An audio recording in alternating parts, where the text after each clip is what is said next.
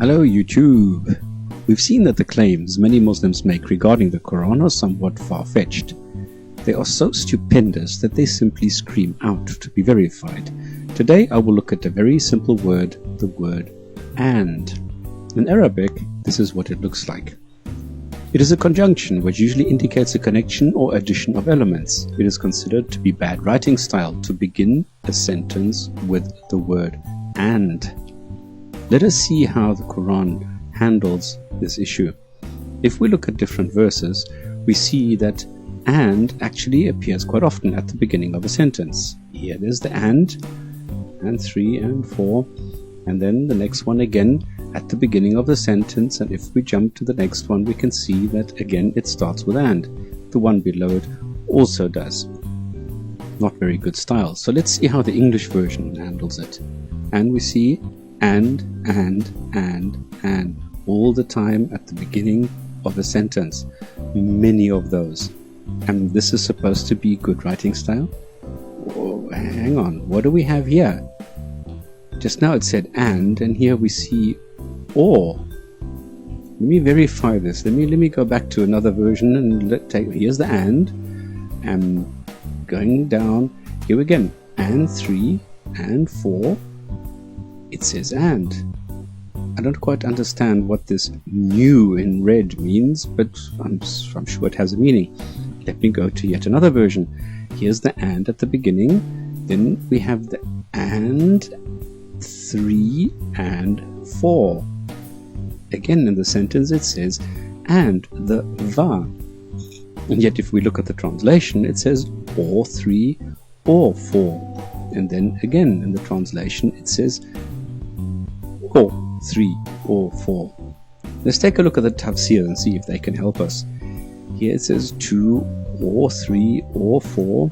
Then a little bit further down again, or restrict yourself to what your right hand owns, but all the time it's or 3 or 4. Wow, but now I'm really confused.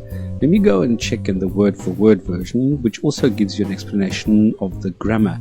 So in other words, it tells you what kind of a word it is. So if we look at the same verse and we take a look at the words, on the right hand side we see whether it's a preposition, whether it's a conjunction, whether it's a noun, and we can see exactly what each word means. So if I take a look at the words in question, I can see that wa is and. It's a prefix conjunction underneath as well. Wa and the Arabic is the same. So if I go to the translation, it says or 3 or 4, even though the Arabic says and 3 and 4. Wow, this is difficult. What is this? Let me take a look at the word again. This is the word or, and this is the word or as it is written in Arabic. So it is distinctively different. You cannot mistake the two. If I go and enter the word or into the Google Translate, I see that there is a version which is actually or in Arabic. So what I'm trying to do now is change this to and it actually changes. So the words and or are different the same way as they are in, I suppose, every other language. And now let me look at different translations, because there must be a mistake here. So if we see the va, then it is translated as or, and sometimes here it is translated as and. Looking down the various translations, because I've got a site now which I think has 15 different translations, I can see that sometimes it's translated as or and sometimes it's translated as and. So it seems that even the translators are not quite sure of how to translate it, whether they should take the literal translation or whether they should take the translation that is prescribed by Islam, and that is that you're only allowed to marry 4 women. So then it wouldn't make sense to have 2 plus 3 plus 4, which would make 9 wives. So I think it's a matter of an interpretation and not translation.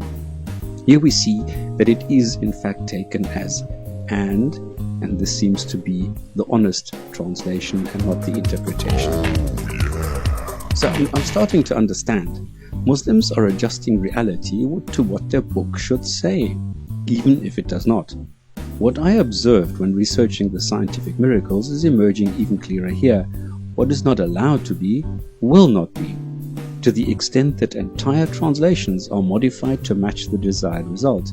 Just like musiyun is adjusted to mean expanded instead of vast, the word and is adjusted to mean or, because, after all, you're not allowed 4 wives and not 9.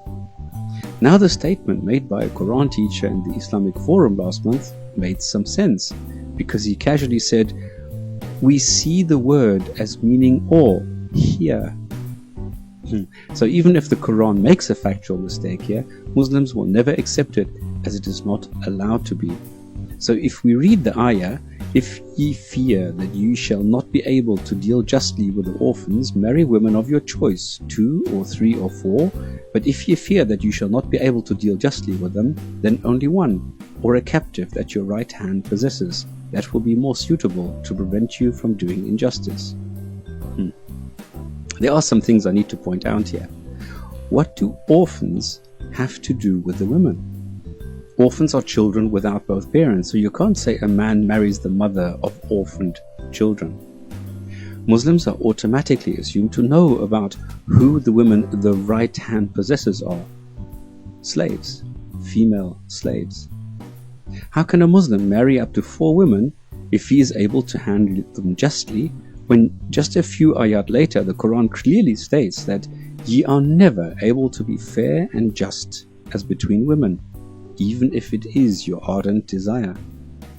If I substitute the and with an or, I have just created an ayah not only like in the Quran, but a better one, as this is one without error.